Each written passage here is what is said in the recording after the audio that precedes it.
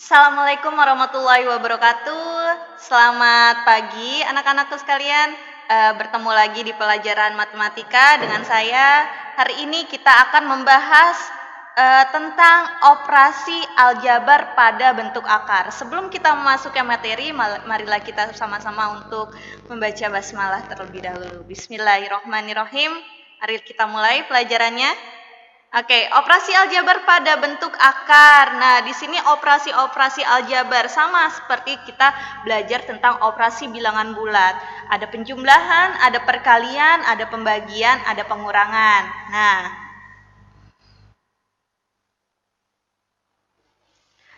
yang pertama, kita akan belajar tentang menjumlahkan dan mengurangkan bentuk akar.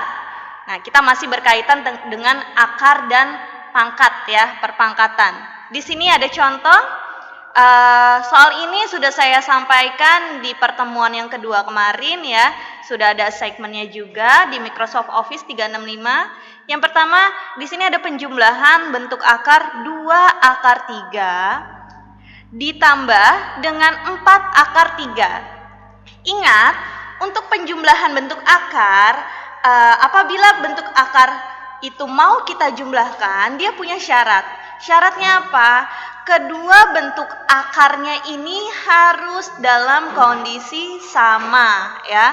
Kalau misalkan yang di sebelah kiri ini akar 3, di sebelah kanannya harus akar 3 juga agar bisa dijumlahkan. Nah, seperti ini, seperti contoh ini, 2 akar 3 ditambah 4 akar 3. Karena akarnya sudah sama, jadi akarnya dulu kita tulis di sini. Yang kita jumlahin apa? Yang kita jumlahin adalah konstantanya atau basisnya di sini. Di sini ada 2 dan 4. Tinggal kita jumlahkan saja. 2 ditambah 4 akar 3. Ini bisa kita dalam kurungkan. Ya, sama dengan 6 akar 3. Mudah bukan? Nah, yang selanjutnya pengurangan sama ya.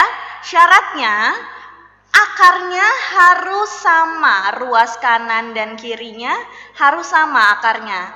Nah, di sini jika sudah sama, akarnya kita keluarkan akar 2 ya. Lalu baru kita kurangkan basis atau konstantanya. 5 dikurangin dengan 2. 5 kurang 2 adalah 3. Akarnya kita turunkan saja. Nah, jika kalian bertanya, bagaimana kalau misalnya akarnya itu tidak sama? Nah, misal ada penjumlahan atau pengurangan dengan akar yang berbeda. Contohnya misalnya gini, 5 akar 2 kita kurangin dengan 2 akar 3. Hasilnya bagaimana? Hasilnya akan sama seperti soalnya.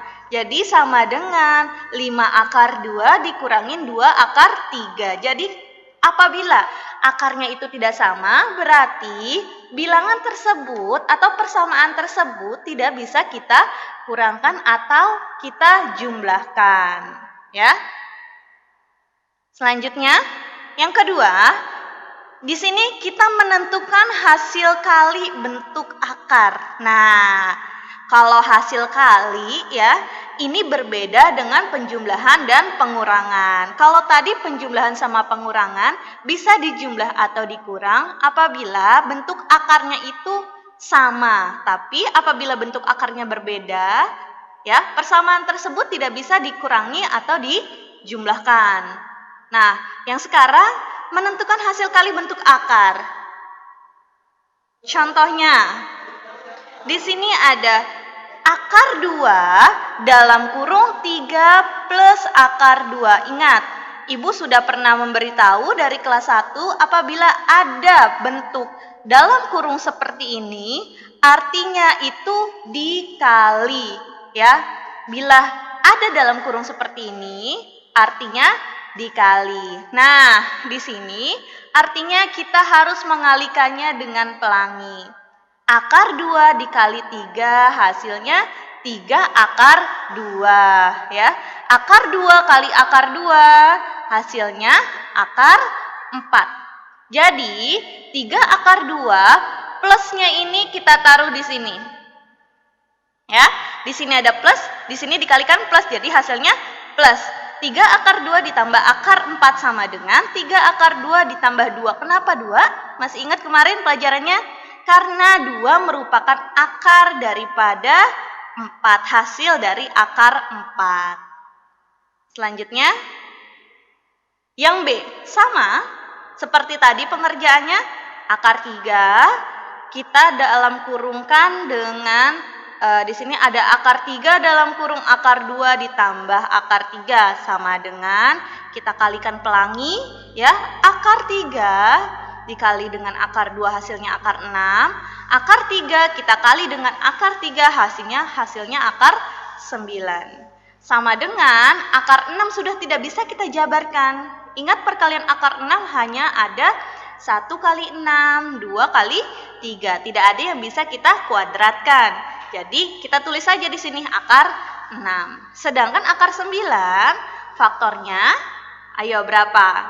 3 pangkat 2. Karena dia bisa dipangkatkan, jadi angka 3-nya bisa dikeluarkan. Selanjutnya. Nah, yang ketiga, sifat operasi aljabar dalam bentuk akar. Sifat operasi aljabar dalam bentuk akar. Bagaimana? Nah, pada bagian ini akan disajikan beberapa sifat. Sifatnya itu ada sifat komutatif pada perkalian dan penjumlahan. Lalu di sini kita punya contoh. Sifat komutatif itu adalah akar 2 ditambah akar 3 sama dengan akar 3 ditambah akar 2. Nah, ini yang Ibu maksud tadi di sifat yang pertama ya. Kenapa ini tidak bisa dijumlahkan? Karena di sini akarnya mereka berbeda, ya. Selanjutnya ada akar 5 dikali akar 7. Sama juga dengan akar 7 dikali akar 5. Bu, kok ini sama seperti yang pertama? Beda. Kalau ini cara mengalikannya, maksudnya yang contoh kedua ini, apabila kita kalikan mau 5 duluan di depan atau 7 duluan yang di belakang, hasilnya tetap sama. Akar 5 dikali akar 7 itu hasilnya 35, akar 35. Dan itu sama aja artinya jika akar 7-nya itu ada di depan. Akar 7 kali akar 5 sama-sama hasilnya akar 35. Nah, itu adalah sifat komutatif. Apabila letaknya kita mau taruh di depan atau di belakang, hasilnya tetap sama. Ya, itu sifat komutatif. Yang kedua ada sifat asosiatif terhadap penjumlahan dan perkalian lagi. Di sini sifat asosiatif ada akar 2 ditambah akar 3 ditambah akar 5. Nah ya, asosiatif itu adalah mengelompokkan. Nah, mengelompokkannya mau yang dikelompokkan di depan duluan atau di belakang duluan ya, hasilnya akan tetap sama. Oke? Di sini seharusnya ada angka tambah ya. Di sini kurang angka tambahnya tadi saya. Mohon maaf. Nah, di sini akar 2 ditambah dalam kurung akar 3 ditambah akar 5 sama dengan buka kurung akar 2 ditambah akar 3 tutup kurung. Di sini seharusnya ada tanda tambah ditambah akar 5.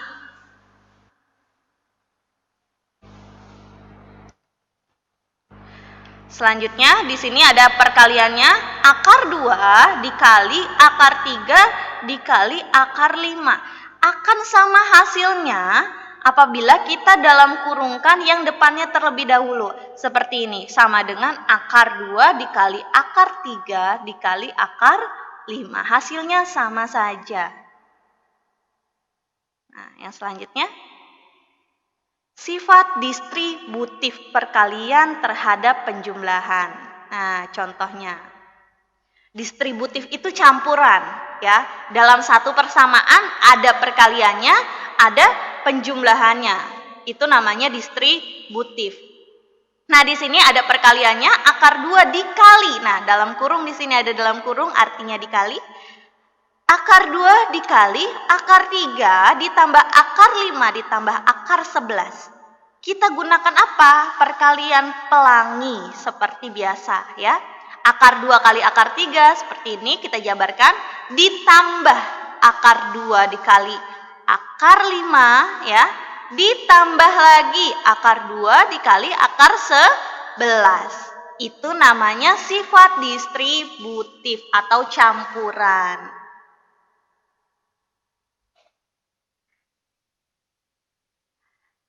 Yang E sekarang, merasionalkan suatu penyebut. Biasanya kalau kita mengenal kata penyebut itu, kita akan bermain dengan angka pecahan ya. Jadi tidak hanya ada di bilangan bulat saja, angka pecahan ini juga terdapat di bilangan-bilangan aljabar. Nah, yang pertama, perkalian dua bilangan bertanda akar. Yang A, akar A itu dikalikan dengan kurang lebih akar A. Akar A ditambah akar B dikalikan dengan A dikurangin akar B atau minus A ditambah akar B. Maksudnya apabila mereka ini dikalikan, hasilnya adalah minus A ditambah akar B.